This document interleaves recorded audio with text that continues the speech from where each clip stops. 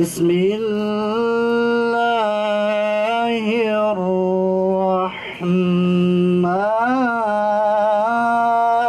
الرحيم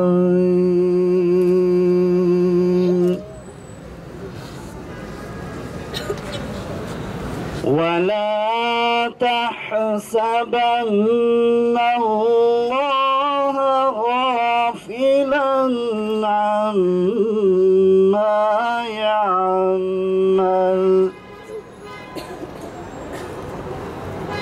ولا تحسبن الله غافلا عما يعمل الظالمون.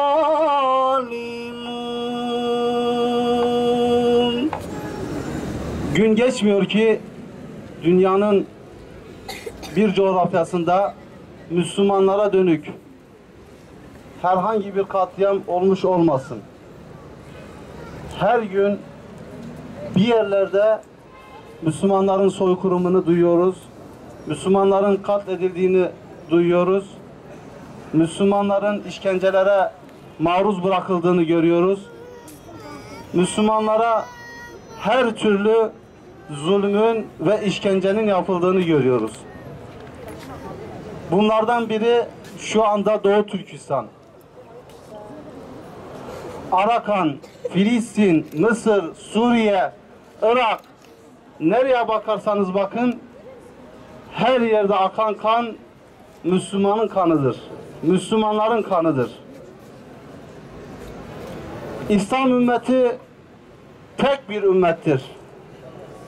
Bugün Doğu Türkistan'da Müslüman kardeşlerimiz acılar içerisinde kıvranırken, her türlü zulme maruz kalırken bizlerin rahat olması olacak şey değildir. Mısır'da, Suriye'de, Arakan'da, Libya'da, dünyanın herhangi bir yerinde Müslümanların acı çekmesi bizleri rahatsız ediyor. Çünkü bizler İslam ümmeti ailesiyiz. Kardeşlerimizin başına gelen nerede gelse gelsin bizleri üzer. Acısını bizler de hissederiz. Maalesef İslam ümmetinin düşürülmüş olduğu durum, çaresizlik, bu zulümlere karşı bir şey yapılamadığını ortaya koydu. Bu kadar acı var, bu kadar katledilen çocuklar, anneler, insanlar var. Fakat bir şey yapılamıyor. Bu zulümlerin önüne geçilemiyor. Sebebi ise tamamen İslam ülkelerindeki yöneticilerin kendilerine real politika dedikleri şeyi düstur edinmeklerinden kaynaklanıyor. Real politika dendiği zaman biliyorum ki çoğu insan real politikanın ne olduğunu bilmiyor. Kısaca anlatayım. Real politika şu: bugün Doğu Türkistan'da kardeşlerimiz katledilirken, her türlü soykırıma maruz bırakılırken, eğer bunun bana bir çıkarı, bir getirisi yoksa o zaman o kardeşlerimiz orada ölsünler, başlarına ne gelirlerse gelsin. Bana ne demektir?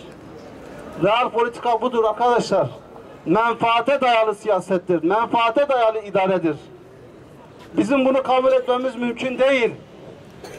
Bugün Doğu Türkistan olsun, Suriye olsun, Irak olsun, dünyanın hangi köşesinde olursa olsun bir zulüm varsa, isterse bize faydası olsun, isterse bize zararlı olsun, biz bunun karşısında dururuz. Elimizden ne geliyorsa yapmaya çalışırız.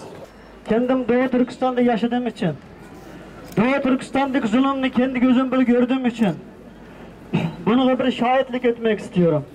Doğu Türkistan'da böyle çocuklarımızın ki azalarını, yüreklerini, organlarını satıyorlar. Şimdi tüm dünyada en büyük organ ticaret yapan bir ülke oldu. Şimdi dünyanın her yerde Çin malı alıyor. Diyor ki Çin malı ucuz. Uyanın ey İslam ümmeti. Çin malı ucuz değil. Doğu Doğu Türkistan'daki Müslümanların emek ucuz oldu. Çin, Doğu Türkistan'da Müslümanlarını köle gibi çalıştırıyor. Bir TL vermeden, bir dolar vermeden susuz kapları götürüyor. Onlarını fabrikalara götürüyor, ücretsiz çalıştırılıyor. Milyonlarca Uygur Türk ücretsiz çalışıyor. Dünyada nerede ücretsiz çalışmıyorsa ne ucuz olmaz? Her bir Çinli'de Doğu Türkistanlıklarının kanı vardır. Her bir Müslümanların kanı vardır kardeşlerim. Siz Çinli'ye destek verseniz Doğu Türkistan Uygur Türklerinin yok olmuş için, katlanmış için destek vergen olacaksınız. Zalimler için yaşasın cehennem! Zalimler için yaşasın cehennem! Zalimler için yaşasın cehennem! Bugün ümmet için, mazlum kardeşlerimiz için burada toplanmış bulunmaktayız. Doğu Türkistan, Filistin, Suriye, Irak, Mısır, Arakan, Yemen, Çeçenistan ve tüm mazlum kardeşlerimizin sesine ses olmak için burada ilahi mesajı okumak için buradayız. Önce kafirleri uyarıyoruz.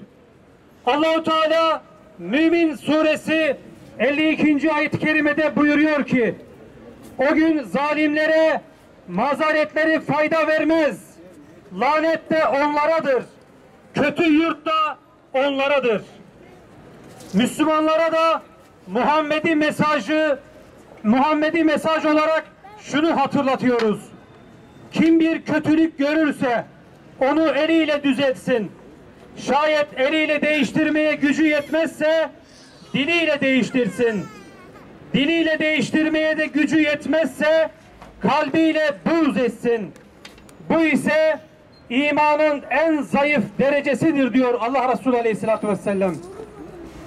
Bütün mazlum ümmet gözlerini Türkiye'ye dikmiş bizleri bekliyor.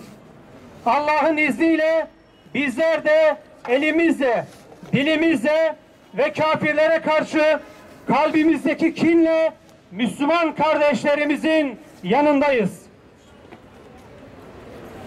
Doğu Türkistan zulüm altında.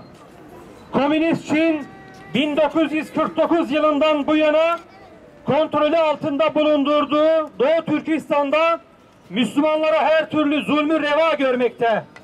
Çin devleti tarafından Uygur Müslümanlarına yönelik yıllardır uygulanan asimilasyon, aile yapısına müdahale, mesken masumiyetini ihlal, ev ve iş yerleri üzerinde tahakküm kurma, ibadet hakkını engelleme gibi devlet terörü tüm şiddetiyle devam etmektedir.